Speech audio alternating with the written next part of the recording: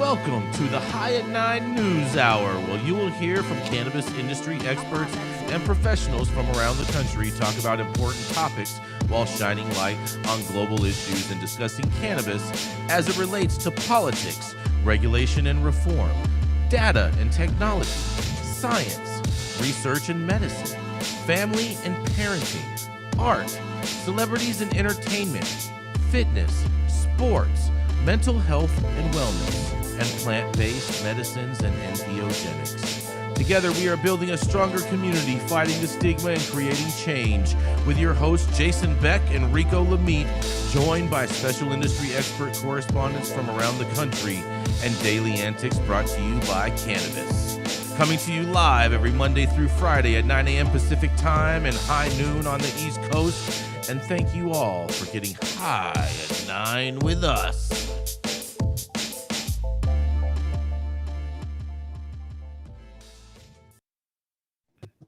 Oh, yeah, that's right. Good morning, everybody. Hope everyone's having a fantastic week so far. We got through Monday, and now it's Tuesday. That's right. It is Tuesday, March 7th, and today is National, I'm sure, Gretchen, you've made this, Crown Roast of Pork Day. National Be Heard Day for all the people that we don't want to listen to. It's National Cereal Day for all the stoners out there. And, of course, for IHOP, it's National Flapjack Day. Thank you for joining us and getting high at 9 with us. It's also high noon on the East Coast. And please remember to like, share, and subscribe to us on all social media platforms. You can find right there where we live on the internet with that fancy little QR code right there in the top right-hand portion of your screen. And we're live every Monday through Friday on YouTube and audio only on Clubhouse. If you are joining in Clubhouse, you can also participate in the show by raising your hand if you have a brief comment on the story most recently presented. But coming up first, that's right, we have the dope dad himself. That's right, Rico Lamitte, who seems like he's super, super suave today because he's all black on black. That's right. We're not talking about crime. We're talking about the chime of Rico Lamitte. Yeah, Jason, you know what time it is. It's time to get down to business. But today, I'm going to talk about your people, Jason, the ones across the pond. On quite possibly, yeah, you know what I'm talking about, Prince Harry. On quite possibly the weirdest OnlyFans live stream flex to date. Thousands of people paid roughly $25 each for the exclusive, unfiltered access to United Kingdom's redhead stepchild, bad boy himself, the Duke of Sussex, Prince Harry. Harry joined Dr. Gabor Mate for a 90-minute live stream chat about life and family. The conversation meandered into past drug use, where he said cocaine didn't really help him cope while struggling mentally, dealing with his mother, Princess Diana's death, but cannabis did. Cocaine didn't do anything for me. It was more of a social thing and gave me a sense of belonging for sure. I think it probably also made me feel different to the way that I was feeling, which was kind of the point. Marijuana was different.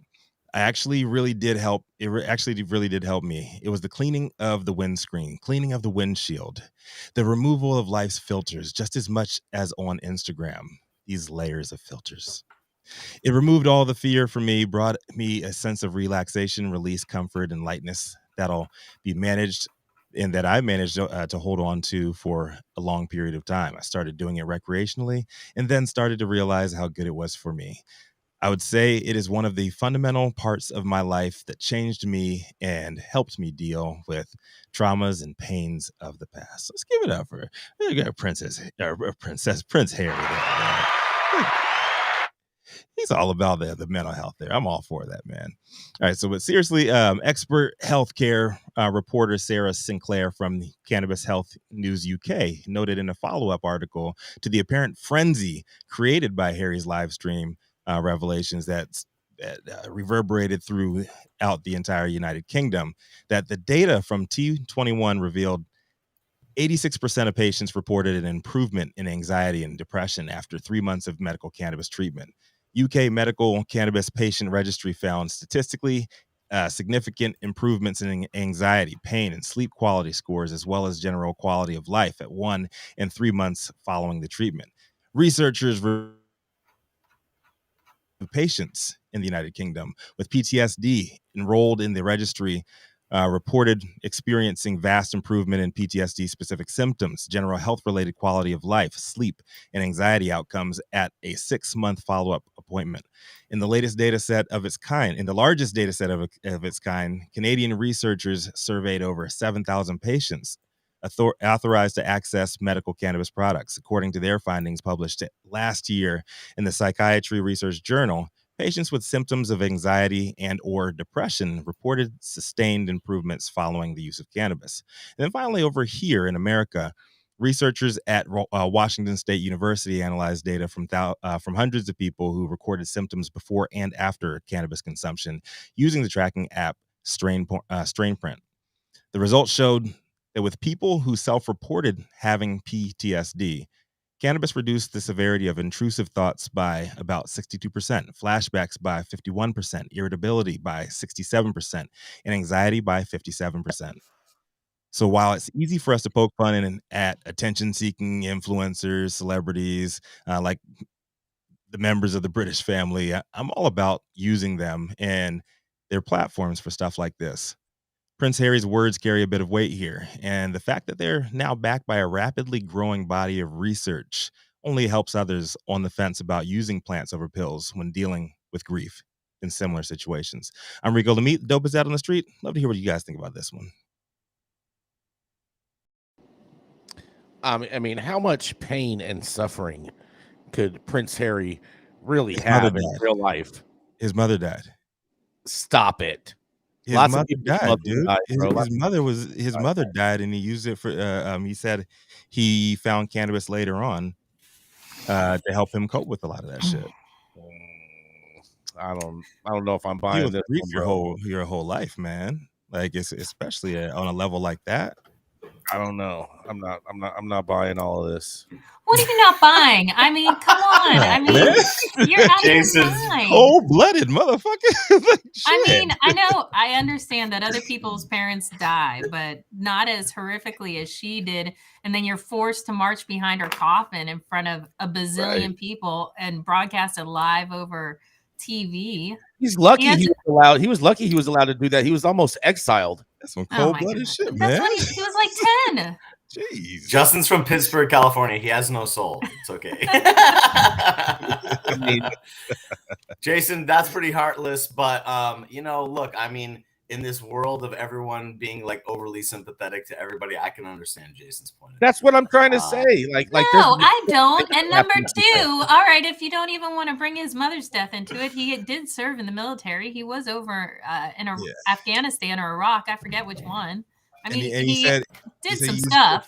Yeah, he said he used cocaine. He tried to use cocaine prior to that, and it didn't really help. He said it just numbed him and just made him feel like not himself, which is kind of the point of the time. But it wasn't until he discovered cannabis where he was actually able to process a lot of that shit. So, I just don't buy he just discovered cannabis. I don't buy. No, he didn't. He didn't just discover cannabis. He was smoking it in his boys' school, like before he went to like the college or whatever. See what I'm saying? My wife got the book, and I might have glanced at a couple pages.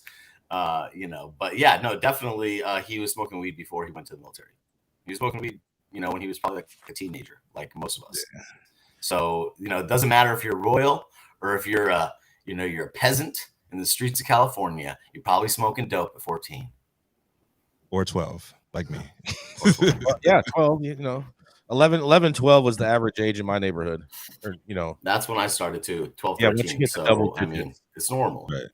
It's normal. So moving on from I'm sorry, normal cannabis use for the loss of mom. You know what I mean? But the reality is I'm just not seeing. I'm not seeing the trauma. I'm not buying. Do you think the trauma is worth all of what's happened? Yeah. When your address is 1 Downey Street, yeah, I think you know what I mean. You can get a lot of amazing packages there. Yeah. I mean, what are y'all talking about? Address is Buckingham Palace. You know what I'm saying? Dude, like anybody who loses their mother in that fashion, I don't care how much money you got. You lose your mom in that kind of way, and you have the who was killed by the paparazzi essentially, and then you have to deal with that shit like the rest of your life. Everybody grieves differently, man. And then you got to deal with the mistress being your new right. bum. Yeah, I exactly. mean, good Lord, and let's not even talk. I don't even think you need to get into the whole desk thing. I mean, he grew up his whole life in a bubble, locked off in some weird life. I mean, I'm not. Trust me, I am not the first to defend the Royals. I watched the Netflix special, and frankly, I did not care. However, I can see how the guy might have some issues, and cannabis helped. I can buy that.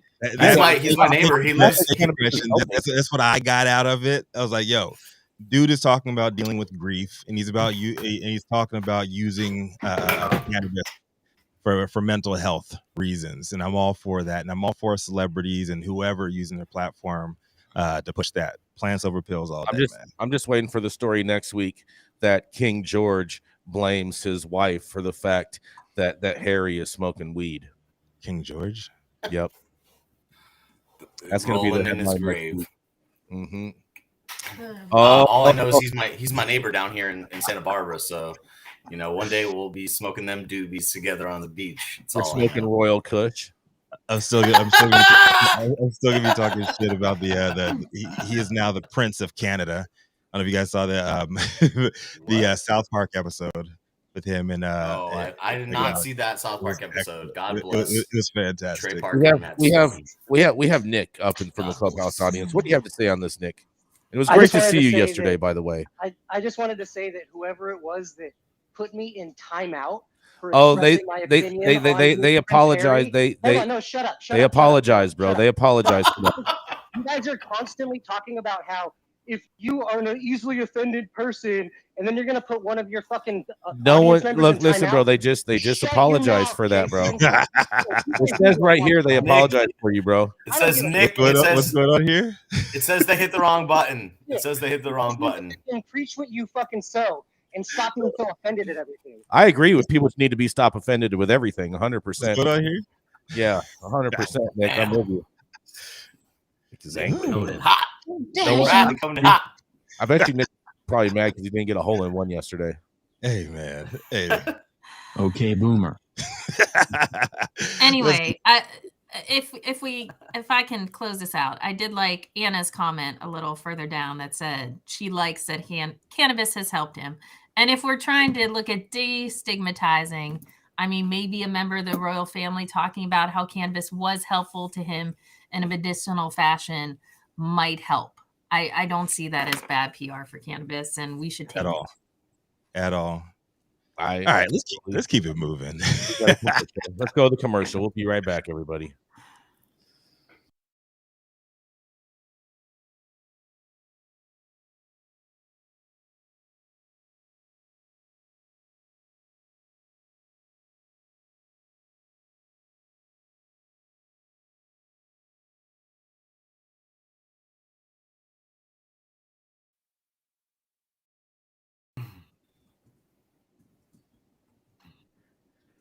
Now, he is the West Hollywood president of cannabis tourism and a mink coat aficionado, known for smoking the best weed in the world. But also, he hates you if you are a royal. Coming up to the stage next. I do not hate the Royals, bro. Stop it. That's perpetuating. I'm just saying your life isn't as bad as you think it is. Yeah, coming up next, Mr. Fuck Your Feelings himself, Jason Beck.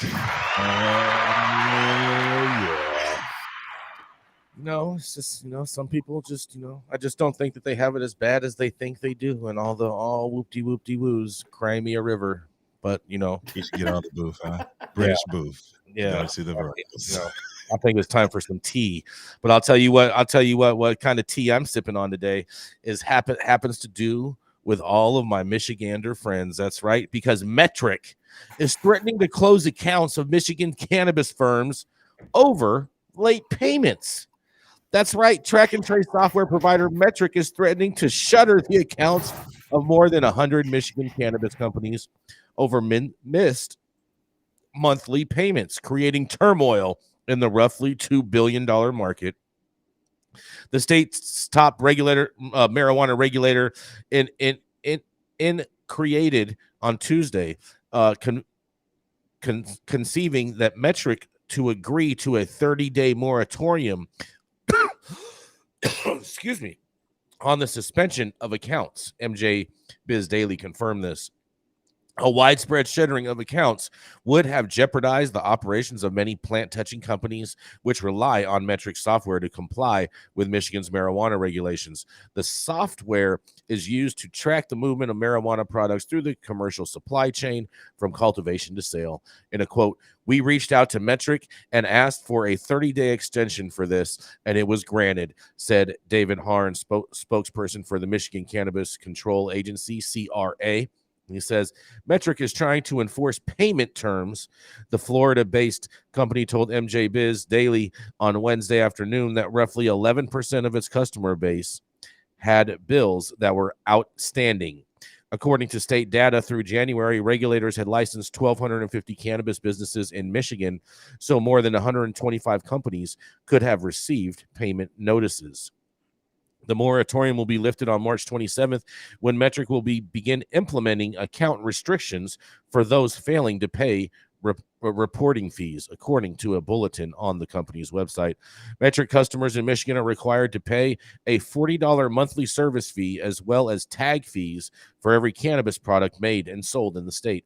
The costs can amount to thousands of dollars for large production runs, and industry insiders told MJ Biz Daily that Metrc did not initially reply to MJ Biz Daily questions on Tuesday, but later provided a statement. In a quote, "This is a normal business practice to collect outstanding payments and turn off system access if payment is not received in a timely manner," the company said via email. The penalties, however, extend far beyond typical license agreements and late fees, according to Michigan cannabis attorney Lance Bouldry. He says, "If Metrc shuts you down, you are out of business," he said. "There is absolutely nothing you can do until your account is reopened." Lansing-based Bouldry leads the cannabis industry groups at a law firm, Diemka, which represents more than 200 marijuana clients in Michigan. Under state law, a Michigan cannabis operator is required to install and run Metrc software, and if that mandate is violated for any reason, companies are no longer in compliance when tracking requirements under the statewide monitoring system. That can lead to a company having its license suspended or revoked. The CRA became aware of the account shortfalls on Monday, but MJ Biz Daily learned, prompting staff to contact licensed companies and their legal teams. Automated emails sent to operators warned that their businesses is at risk of having its statewide monitoring system Metrc account suspended due to past due monthly reporting fees. Metrc met with state regulators on Wednesday and provided some updates to MJ Biz Daily, and several Dykema clients were unaware of the monthly charges and did not receive invoices, according to Bouldry. Most clients are not aware of this issue, he said. There's no other way you could get that level of non-compliance without there being some breakdown in communication between Metrc and a licensee. Metrc told MJ Biz that operators with outstanding payments were first notified in September of 2022, and additionally, for anyone with outstanding payments in the Metrc system, there is a banner that is promptly displayed at the top of their account notifying of this. The company sent via email. The $40 monthly fee is not new. This is a cost that has been in existence since the Metrc system was implemented in Michigan back in 2018, and it remains to be seen whether Metrc will take similar approach to try to secure overdue payments in other markets where there are roughly 345,000 users on its software. Like most businesses, Metrc has a standard system of notifying customers with outstanding bills that they must make payments in a timely manner or risk losing access to services, the company said. This system applies in all markets in which we operate. The company has just won 23 contracts for governments to manage seed-to-sale accounting of legal cannabis products, including a recent deal in Missouri. In many ways, the industry is sort of powerless when it comes to dealing with Metrc, Bouldry said, and I personally agree with him on that one. And I think that this is crazy that Metrc is pulling your guys' stuff. That's just my opinion, but I'm going to digress, especially over a $40 bill. But I'm going to see what you guys have to say. This is Jason Beck reporting for the High at 9 News. I mean, I just think this is another just BS, tactic. It's like, okay, we have a private company now that is determining the fate of, all these operators that invested multi-millions of dollars based off of the payment of a 25-cent tax. I think this is just, specifically, the most ridiculous thing in our cannabis industry, because metric, it's contingent and predicated solely on their relationship with whatever state they're dealing in. California, the state actually pays them, and the operators don't have to pay. It's part of like a licensing fee as an operator. In other states, you have to pay per tag. So if you have more packages, you're going to spend more money. And if it's like, in all these small, businesses that are, mired in the inundation of all the product on the market, it's really hard to say, hey, look, like, justify this cost. And then if you don't pay it, or you're a little behind, which typically all operators are right now, then you're out of business. Like, you can't even make revenue at all and income at all. That's pretty rough. This is America last time I checked. So let's figure out how to be more, American and equitable with our business operations in these states when it comes to cannabis. Because there's no other businesses that have to do the same thing and pay this, I don't think they should have the ability. I don't think they should have the ability to just automatically shut off your service. To me, they're basically like a public utility company. And for that's why it's BS. That's why it's like an unjust tax, almost more than an operational kind of fee to have a tag. It's a tax. This is just another way to put us under another private company's thumb as an operator. That's really sad. Yeah, man, it's just gonna send more people into the trap, bro.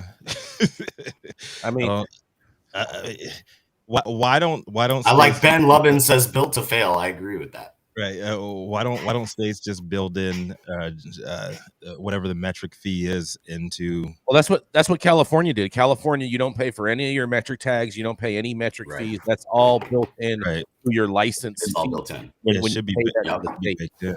Michigan, but then in like Oklahoma or Colorado, you're paying for the tags. Yeah, this is a tax on poor folks right here. Like, I threaten them to cut their shit off. You're just gonna send people back to the trap, man. Like, if I can't pay that shit, I'm not making money because I have a facility. What are y'all talking about? You can't pay $40 and you're a cannabis. Exactly. If you can't pay $40 a month, you shouldn't be in business. I don't understand this whatsoever. That's what it is. That's what it says. That's in Michigan. That's in one state out of how many? I'm just saying. The story says that these people are required to pay $40 a month in Michigan, and that's what we're talking about. As well as tag fees. What are the tag fees? Tag fees is when you have to pay for all the different tags for all your products. There is from your plant. Gretchen, you got it wrong. Gretchen, you're uninformed. Gretchen, you're uninformed. You have to pay. You have to pay per plant that you plant in there. Hold on. I understand. Well, all right, then the story's wrong. It's not $40. No, it's a $40 a month service fee, and then you have to pay for every tag, for every plant, for every package, for everything. I am not a moron. I understand what you are saying. So why do you think it's only $40? I also understand, Saman, that if I am getting into a business in cannabis, I know what my costs are if I want to be successful. And frankly, I would figure out how to pay those costs to stay in business. If you can't handle it, hit the road. I don't understand why this is like. I think the easy thing for any business. You got to pay your water bill. You got to pay your electric. You got to pay your metric. Why is this so different? Then if you can't pay for tags, then you can't sell anything. I mean, like you should. I think tags are the dumbest system in the world. I don't think it's brilliant whatsoever. I think it's moronic that you have to tag every single plant. It's stupid. The dumbest idea possible. But you're punished. However, you know this getting into the game. Transactional. Yeah. I mean, actually, like, this now. If you were in the game pre-2014, this didn't exist. So this is just a figment of like our imagination and their imagination that they're making us buy into, because they're determining there's a difference between adult use cannabis and medical cannabis. This is the most absurd argument I've ever heard in my life. It's the same fucking plant. It's a different way to tax it. It's a different way to control it. That's it. You say that same thing to all the hemp farmers? That's it. The hemp farmers don't have to do metric. They don't have to put their shit in metric. No, my point is all the same plant. Exactly. That's a great point, Jason. It's even the same as hemp, and you could ship hemp clones across the United States right now, which is every fucking plant that has a 7 leaves and is green, and it's no difference whether that's the chemovar is high THC or it's high CBD, because in that stage of the plant life, there is no THC in it. So it's like, this is all just a lot of bullshit, Gretchen. That's the whole point. It's a plant. I understand. There's no difference between a guy using it. There's no argument here that I'm not arguing that track and trace. But you're like, pay the stupid tax. If yes, you want to pay that's what it's called to do business in this industry. If you want to be a licensed participant, those are the rules. Let's put it this way. I'm sorry that the rules are stupid.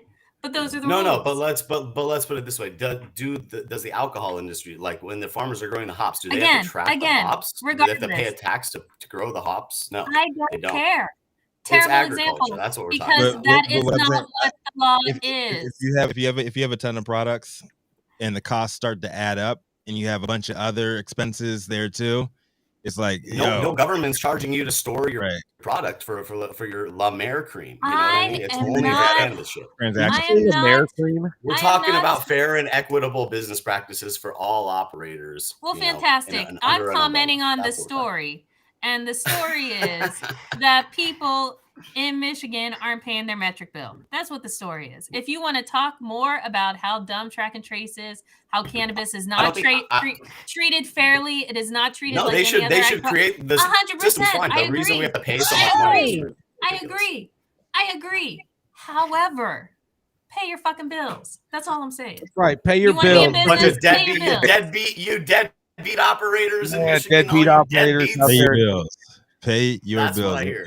And what Metric is saying here is, and once again asking for your financial support. Oh yeah, that's a good one. I like that one, Rico. Let's keep it going, Jason. We got next. Oh yeah, coming up next. That's right.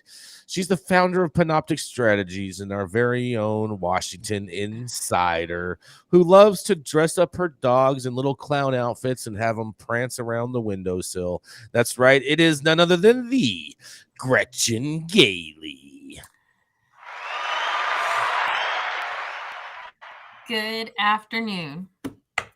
First, I will say, if you live in Oklahoma, go out and vote today. Today is the vote for adult use in Oklahoma. Go vote. Oh, yeah. Remember to vote. Voting's important. You have to be a part of the system to bitch about it. That's right. All right. My headline is coming from Marijuana Moment. Justice Department appeals federal court decision that struck down gun rights ban for marijuana consumers.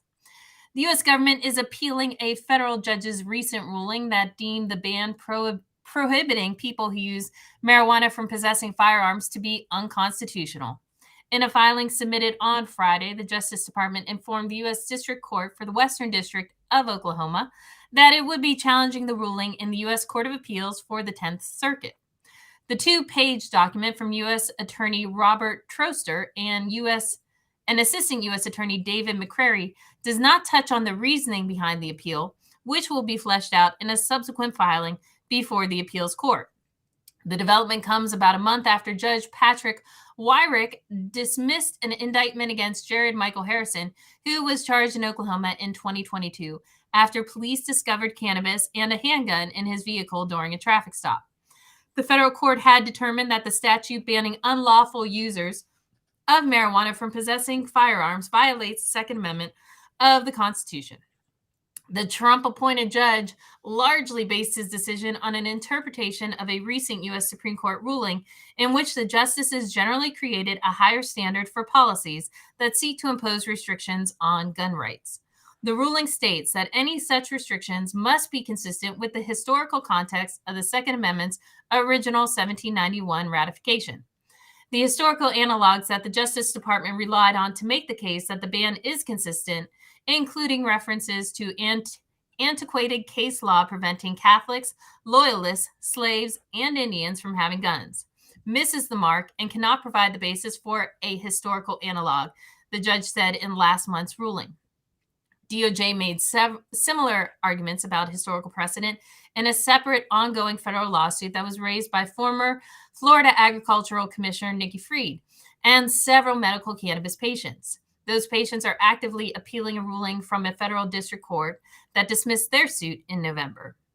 Advocates have argued that the fight to end the federal ban for cannabis consumers isn't about expanding gun rights per se. Rather, it's a matter of constitutionality and public safety. Supporters of the Florida lawsuit have argued that the Alcohol, Tobacco, Firearms, and Explosives Bureau requirement effectively creates an incentive for cannabis consumers to either lie on the form, buy a gun on the illicit market, or simply forego their right to bear arms.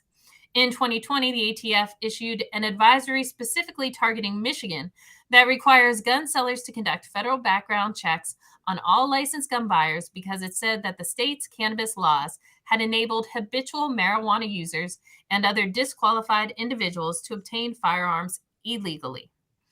In light of the federal court's ruling last month, the GOP Pennsylvania senator recently encouraged law enforcement to take steps to remove state barriers to gun ownership for cannabis consumers, focusing on medical marijuana patients.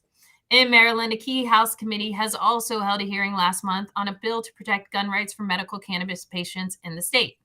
Meanwhile, a GOP congressman filed a bill in January that seeks to allow medical cannabis patients to purchase and possess firearms.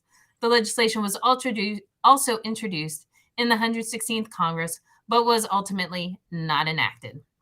I say this would be a wonderful case for the Supreme Court to hear. I hope it keeps working its way up the chains if the appeal court does not find in favor of this gentleman.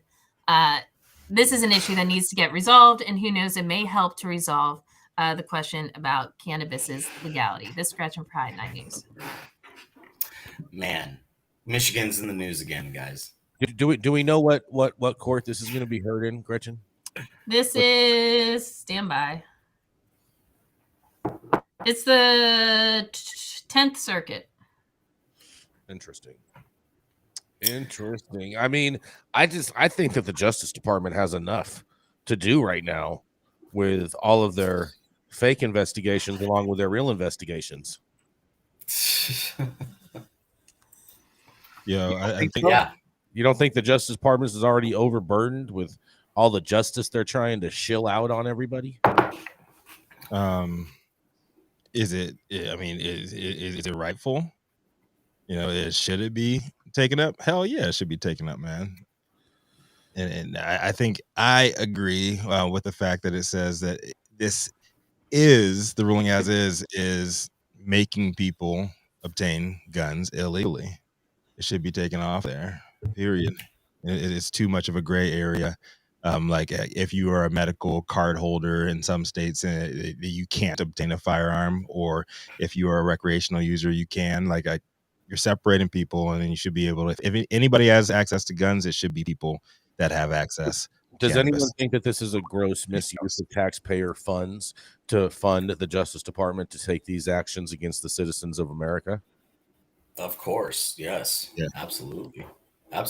It's all just trying to restrict and infringe. I mean, that's literally the government's MO. I mean, restrict and infringe. More just keep doing this. That's the step and repeat. That's the step and repeat of our government. But yeah, I mean, as an all-time cannabis user and a fan of firearms, I grew up in Colorado. I mean, Colorado is one of those states where it was kind of like an unsaid thing. Obviously, everyone was concerned about that, the registry. And we've talked about this on this show. I mean, California, someone had, they actually, it was my card. I didn't realize my name wasn't on it, but obviously the state has my information. But there's no, they can't point to you and say, hey, you're using cannabis for chronic pain and you've been a gun owner your whole life and we're going to take your gun away now because you have chronic pain. That's that's just too much. That's way too much. Even for anybody, I think whatever side of the aisle you're on, you can agree that that's just a little too much. And Jason, you make a great point. Even the Royals agree with that. I mean, if you're not agreeing with that, I just don't think you're awake. You're just not. You're just like, you barely have a heartbeat.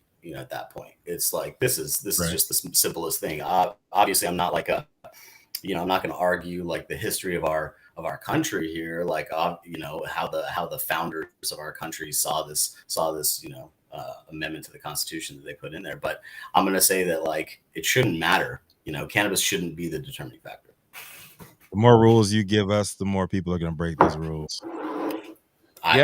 You know, Sean brings a very interesting question. He says, how many veterans get caught up in cannabis gun laws every year? I would love to know that stat, actually. Oh man, I would too. Who can do some research in our clubhouse? I'll tell you what, not too many. Okay, well, I don't disagree with what y'all are saying. Have we any stories of law enforcement going and knocking on someone's door and taking their gun away because, oh my God, you use pot? Why are we like the red flag laws? But I mean, no, I wanted actually something to happen. Has anything actually happened? I don't think so. I think it's a mental health issue. Yeah, no. This has happened in Nevada. There was a woman who a while ago, she was the first person to take it to the Supreme Court out there in Nevada. She got she got her guns taken away because she had a medical cannabis card. And it's something you can get. Is something somebody can go. I'd like to see documentation. It's something that somebody can go after you for as well. Just say it was a quote unquote routine traffic stop, right? And they find something in your vehicle. Well, that's what this whole case is. Was a traffic? The guy had pot in the gun. Like, we have enough issues. I mean, being a black male, I have enough issues like with traffic stops. Regardless, there's just something that can be pinned on you. There's something else that can be pinned on you, and they can say that, oh, it was probable cause, and because we smelled marijuana, oh, we have a gun in there too. Oh, did he obtain that gun legally? Like the way the man is trying to. It's more shit we have to worry about. Yeah, enhancements on your charges just because you have a gun or just because you have weed, you know, but that's I guess, you know, that's a different story. I mean, you know, what we're talking about is like, if they could come after you, if they could like literally read your name off a list and come do like a, you know, come execute a warrant on your house and take your guns, you know, that Gretchen, you know, I'm curious to see the documents too on all this stuff in the Nevada case and whatever else, but I'm sure there is, but I think it's probably revolving around something else. Like someone called the cops on this person because they thought they were going crazy and they were going to shoot him or something. They called him. The guy had a bunch of weed, or he was growing weed or whatever. And, you know, that's what's in the news. But like specifically going after gun owners because they're medical marijuana patients and they're registered in those respective states, that I don't know. I mean, I don't know if any state will actually go that far yet. Maybe. But as long as the law is on the books, it's all hyperbole until it fucking happens. You know what I'm saying? Like, as long as you have it's like Minority Report. Report. It's all hyperbole until it happens, or until somebody has some kind of political leaning towards you or against you, and they can weaponize that shit. It happens time and time again in America. Crazy. Yeah, well, it's a crazy world we're living in right now because anybody can just call out anybody for anything, and they get enough people following it on Instagram or Facebook or Twitter, it's going to, you know, actually become facts. Tell me about it. That's how Joe Biden. We're living in a dangerous world. What'd you say, Jason? I said that's how Joe Biden got elected. Oh Lord. Joe Biden. We got to go to commercial. We'll be right back. Keeping up to date on the evolving policies of relevant state, local, and federal governments is key to success. When the future of your business is at stake, you need representation as dedicated as you are. With a maze of laws and regulations surrounding cannabis, hemp, and psychedelics, knowing where to begin can be a challenge. Good thing the law offices of Omar Figueroa features a skilled, highly focused team ready to guide you through it all. They're accepting new clients in California and New York. So make sure you check them out at info@omarfigueroa.com.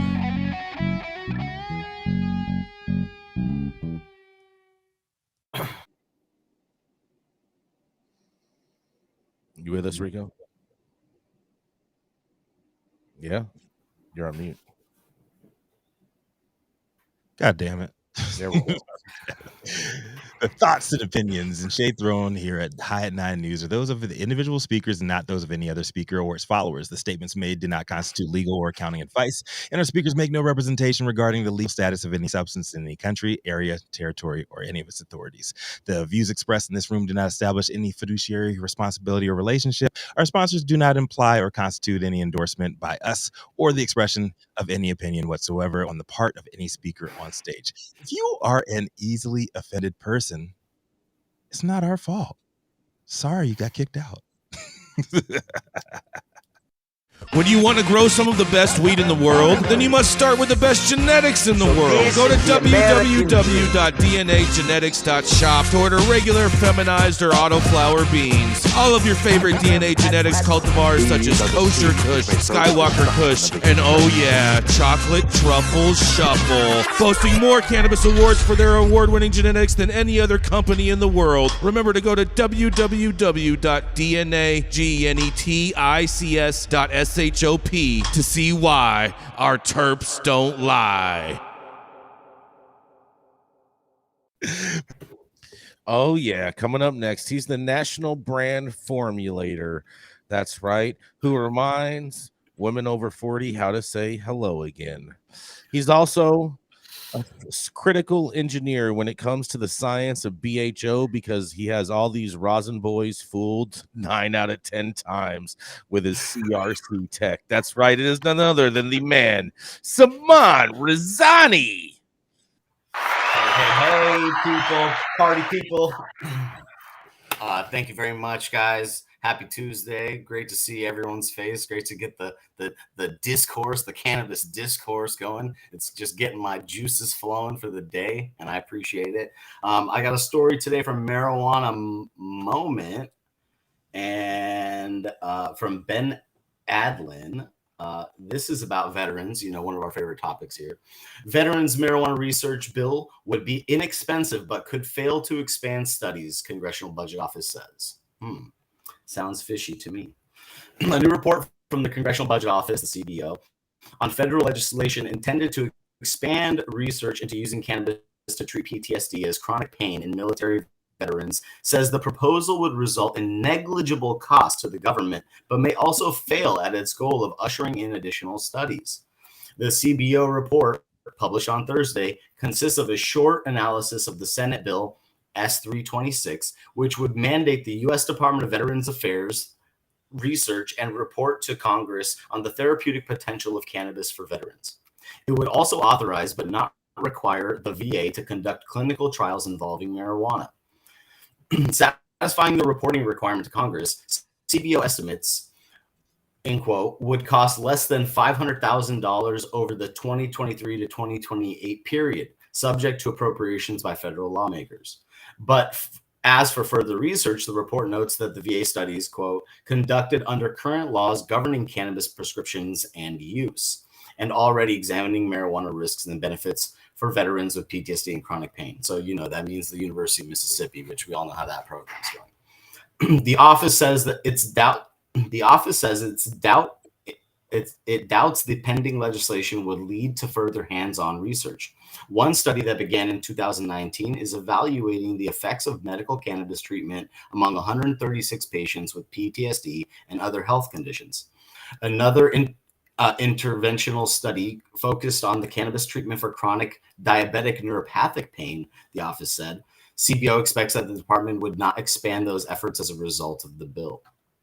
While the report alludes to the VA's operation within the restrictions of other laws governing cannabis's use in prescription, it does not state explicitly why it expects the bill would not expand the agency's clinical studies.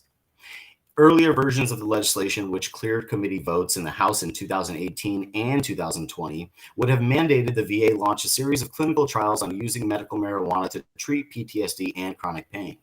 The current versions merely says the department may choose to proceed with clinical trials after conducting a more limited retroactive observation study that is mandated under the bill, but that is completely within officials' discretion to do so. Within 90 days of completion of the observational study on the effects of cannabis on PTSD and chronic pain, the VA would be required to submit a report to Congress on whether it's capable of carrying out the more robust clinical trials that were at the center of the earlier forms of legislation. VA leadership has historically balked at conducting those trials. In 2021, David Carroll, the agency's executive director of mental health and suicide prevention, told the House Veterans Affairs Committee that the proposal was, quote, not consistent with VA practices of ensuring scientific merit as the basis for a randomized clinical trial. Bullshit. Some effects of marijuana, Carroll added, are not known. Thus, a circumscribed approach to determining dose, administration modality, and best outcome measure must be shown in a proof of concept approach to ensure the validity of the research. Subcommittee Chair Rep. Julia Brownlee, Democrat from California, said at the hearing, if the VA is not going to do the research on veteran population, then really who is? Question. If I feel like the buck sort of stops with us, which she is 1,000% correct. One of the proposal's champions on the House side, Rep. Lou Correa, a Democrat from California, told Politico at the time, the VA keeps saying we have the authority. We don't need you to micromanage us. But we do, because they're not doing their job. A coalition of more than 20 veteran service organizations, VSOs, sent a letter to congressional leaders late last year urging the legislation to be passed before the close of the legislative session. The revised bill is advancing through the new Congress. Last month, the Senate Veterans Affairs Committee approved the bipartisan bill sponsored by panel chairman John Tester, Democrat from Montana, and Senator Dan Sullivan, Republican from Alaska, making it the first piece of standalone cannabis legislation to ever advance through the Senate committee. Great job, guys. The Senate committee the Senate committee development came 2 days after a House companion version was filed by Reps. Lou Correa and Jack Bergman, Republican from Michigan. Correa and Bergman also recently announced the relaunch of a bipartisan congressional caucus focused on expanding access to evidence-based research into psychedelic-assisted therapy, hoping to spur more investment into trials around veterans and mental health. The issue before us as a society is mental health, drug addiction, alcoholism, PTSD, veterans affected by those invisible wounds. Correa told Marijuana Moment about the caucus. We owe it to our taxpayers, to our loved ones, to our veterans to explore the very promising therapy.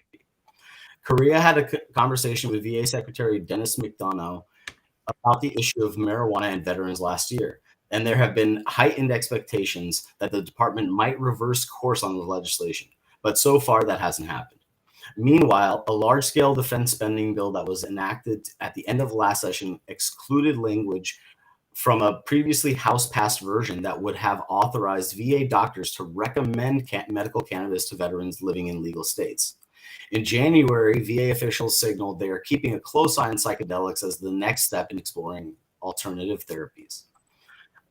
Ilse Weichers, hope I'm pronouncing that correctly, Deputy Executive Director of VA's Office of Mental Health and Suicide Prevention, cited a need for more research and administrative guidance. The agency, Weichers said, has been having meetings with stakeholders and working together on thoughtful plans around how to move things forward in terms of both policy and ongoing research. And that is the story about what's happening with our veterans and our lawmakers. So this is an interesting story.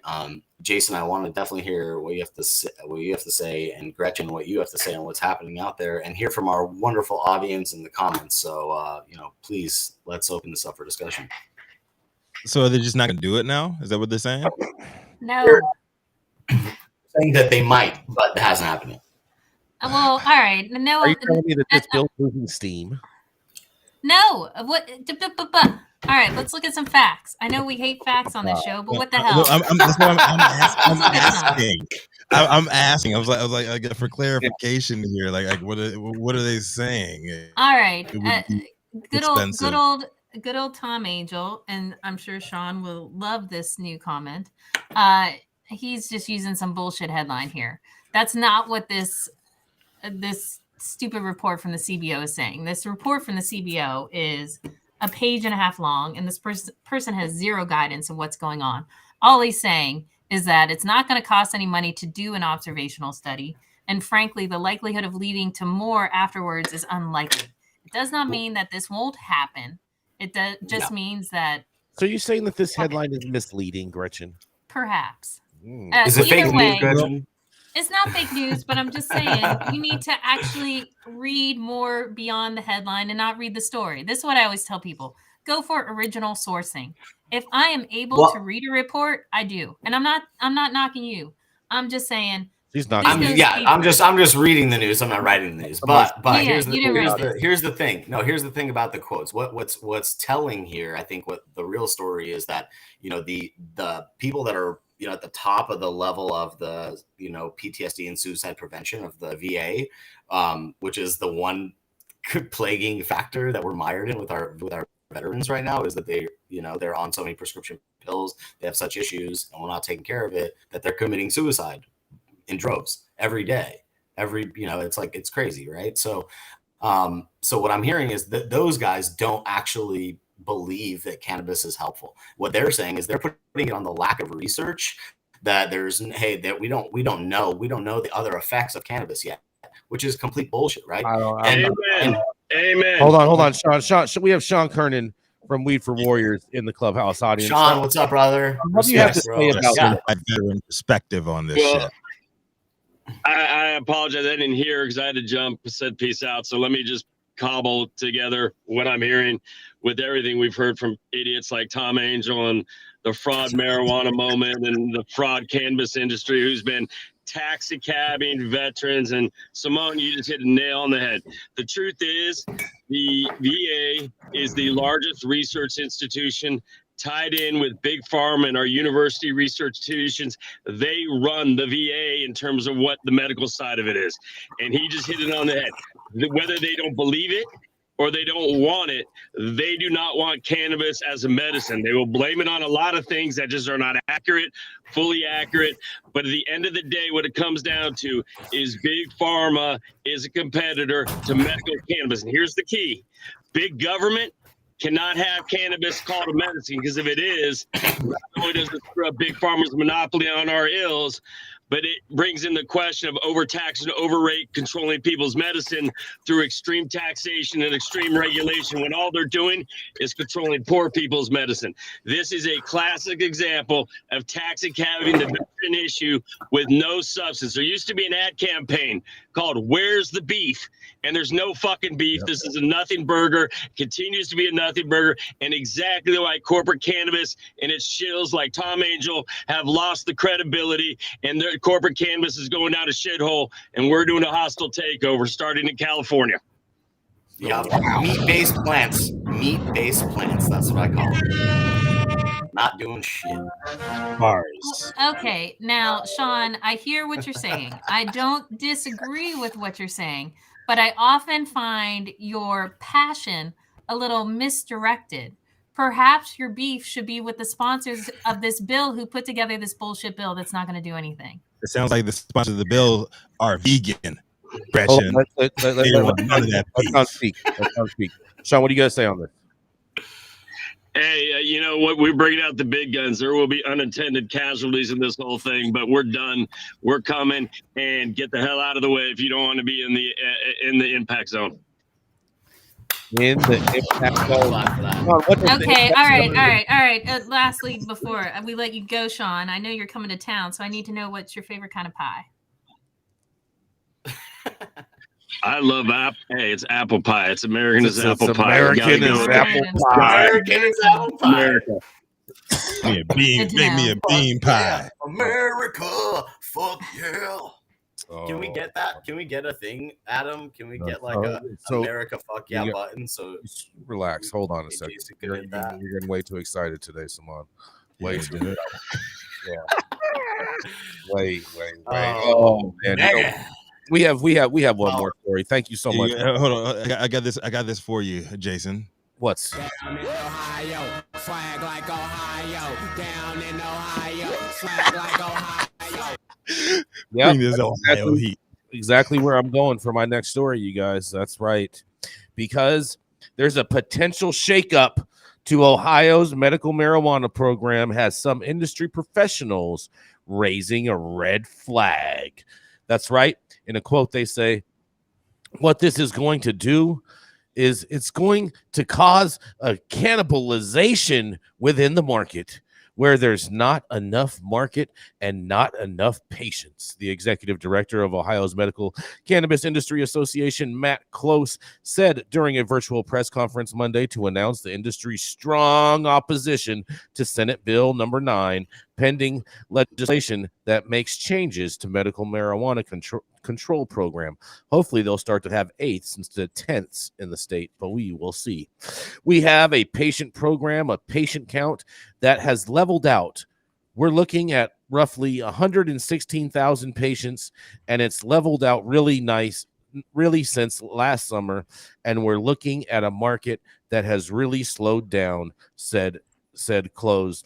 And possible legislation changes include making the Ohio Department of Commerce the exclusive manager of the state's cultivators, dispensaries, processes, and patients responsibilities currently shared with the Ohio Board of Pharmacy.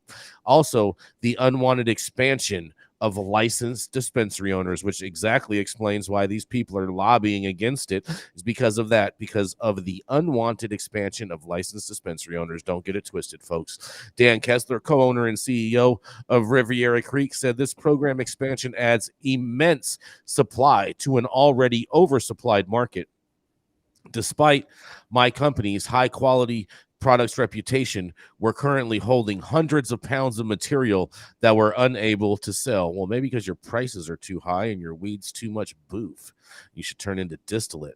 The Medical Cannabis Industry Association is also recommending Senate Bill number 9 add new qualifying medical conditions for cannabis use, like anxiety and insomnia. Patient advocate Teresa Daniello, owner of TD Can Institute, who is in support of most aspects of Senate Bill 9, says the current market is stagnant due to inaccessibility. Taking down barriers and patient affordability, she says, will be key. In a quote, so the more dispensary licenses that we're able to get out for patients, the better we are, she said. Matt Chase says, while there are some aspects of Senate Bill 9 his industry is in favor of, he says it will ultimately punish existing cannabis companies that have invested hundreds of millions of development dollars into the state. A hearing on Senate Bill 9 is set for Tuesday in the Ohio Senate General Government Committee, where opponent testimony will be heard.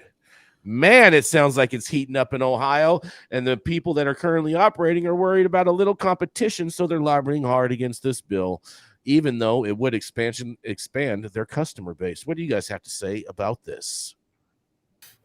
Ohio's just getting just pounded with just bad news. I feel bad for the Ohioans. You know, stand strong, Ohioans. Stand strong, Ohioans. It's the whole Midwest. The whole Midwest is getting pummeled with bad news lately. So it seems it's terrible, man. It's terrible. Like my heart goes out for them. Like now they're restricted on their medical use of cannabis. They've been restricted on their medical use of cannabis, Damon. This is trying to expand. But like they're not expanding it. I mean, I'm saying like they're restricting. What do you mean they're not expanding it? You have the industry people lobbying to not have it expand because they want to keep their market share and prices artificially high. I mean, yes, I understand that, and that's what I'm talking about. It's like they're trying. It's the obvious right thing to do, but it's a greedy, market because it's a limited market space. So obviously that's just natural capitalism, right? Crapitalism, as I call it. Oh God. Oh geez. Capitalism. Never happened. Capitalism. It's actually called kleptocracy. That's kleptocracy. Yeah, they just steal from us. That's how it works. Interesting. Whoever agrees, let me hear it in the comments. Who agrees? Kleptocracy? No one. This is America right over here. We believe in capitalism. Man, shit. Not that Bernie Sanders crapitalism. I'm doing my taxes right now. Let me tell you, I feel like I am robbed. I feel like I'm getting robbed out here. You should probably add 10% onto whatever your bottom line is. I'm sorry.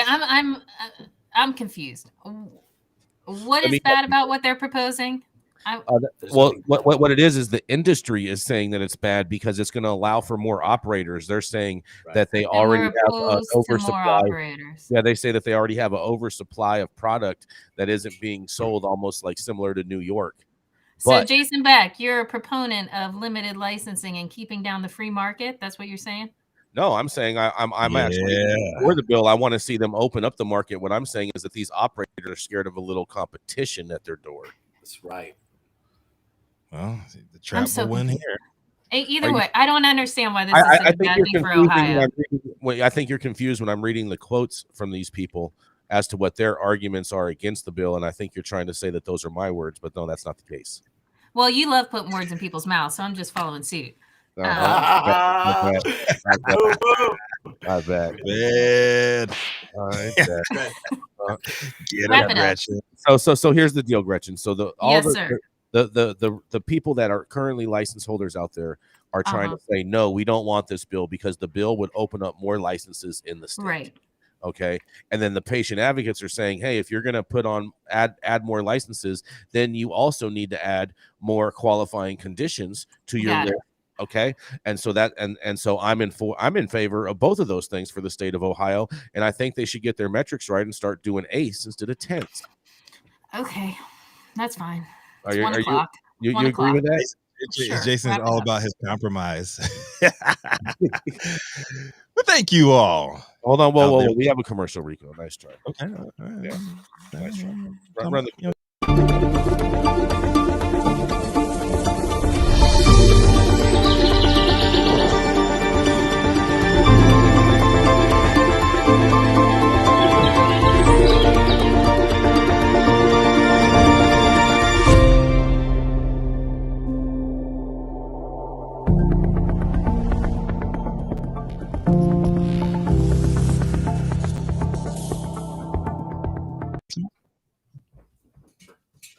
Thank you all out there tuning in with us for yet another episode of High 9 News. You can always catch us on weekdays, 9 a.m. Pacific and high noon on the East Coast. Big shout out to our live audience members and online supporters tuning in and giving us feedback on the daily headlines of chaos known as the developing cannabis industry. To our vetted industry correspondent team tuning in from all over the global community, bringing us much needed variety of perspective and adding your respected opinions to the conversation. To our production team, Cloud Media Partners, House of Fuego, and the wonderful Jaja Simone holding things down over there in Clubhouse, keeping our AV struggles to a minimum. And to our haters, I hope you all get diarrhea today and can't make it to the bathroom quick enough.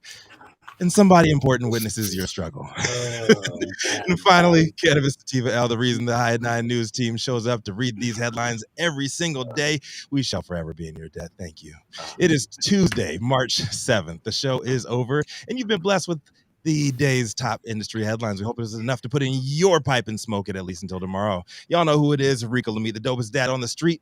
Signing off. Gretchen, you want to give us the final word? You whipped everybody's ass today. Let's go. What you got? I can't wait to make Sean Kiernan an apple pie. It'll be delicious. Oh boy. Love that.